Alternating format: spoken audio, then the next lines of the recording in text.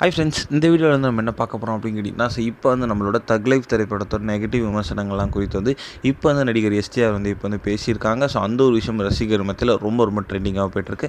So அதை பற்றி அந்த வீடியோவில் நம்ம டீட்டெயிலாக பேச போகிறோம்.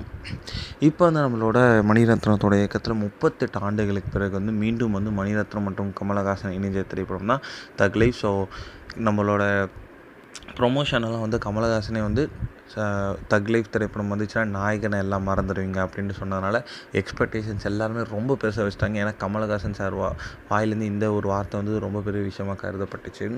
ஸோ இந்த திரைப்படம் ரிலீஸ் ஆன முதல் நாள்லேருந்து ரசிகர் மத்தியில் ரொம்ப பெரிய ஏமாற்றத்தை கொடுத்துச்சு அப்படின்னு சொல்லலாம். ஸோ திரைப்படத்தில் சில பாசிட்டிவ் மட்டும் தான் இருந்துச்சு. நம்மளோட எஸ்டிஆரோட ஆக்டிங் அண்ட் கமலஹாசன் சாரோட ஆக்டிங் மட்டும்தான் வந்து இந்த திரைப்படத்தில் பெரிய பெரிய பாசிட்டிவ் இருந்துச்சு. அண்ட் மெயினாக வந்து நம்மளுடைய ஏஆர் ரஹ்மான் சாரோட மியூசிக்கும் ரொம்ப சூப்பராக இருந்துச்சு அப்படின்ட்டு சொன்னாங்க. ஸோ இந்த திரைப்படத்தில் வந்து நம்மளோட கமலஹாசன் சிம்பு கூட சேர்ந்து ஒரு த்ரிஷா, அபிராமி, அசோக் செல்வன், ஐஸ்வர்யா லட்சுமி இந்த மாதிரி வந்து ஏகப்பட்ட கதாபாத்திரங்கள் ரொம்ப ரொம்ப முக்கியமான ரோலில் நடிச்சிருந்தாங்க. என்னதான் இந்த திரைப்படம் வசூல் ஒரு டீசெண்டான கலெக்ஷன் பெற்றாலும் விமர்சனம் ரீதியாக வந்து ரொம்பவே அடி வாங்கியிருக்கு அப்படின்னு சொல்லலாம்.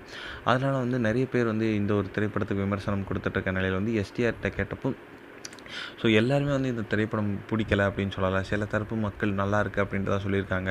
ஸோ ஒரு திரைப்படம்னு எடுத்துக்கிட்டால் நெகட்டிவ் அண்ட் பாசிட்டிவ் ரெண்டுமே இருக்க தான் செய்யும். நாங்கள் வந்து ஜஸ்ட் பாசிட்டிவ் மட்டும் தான் எடுத்துக்கிறோம். அண்ட் மொத்த பார்க்குறவங்களும் சந்தோஷமாக தான் இருக்காங்க. நல்ல ஒரு விமர்சனம் வந்துச்சுன்ட்டு நாங்கள் எந்த ஒரு ஃபீலும் பண்ணலை அப்படின்ட்டு வந்து ரொம்ப பாசிட்டிவாக தான் சொல்லியிருக்காங்க.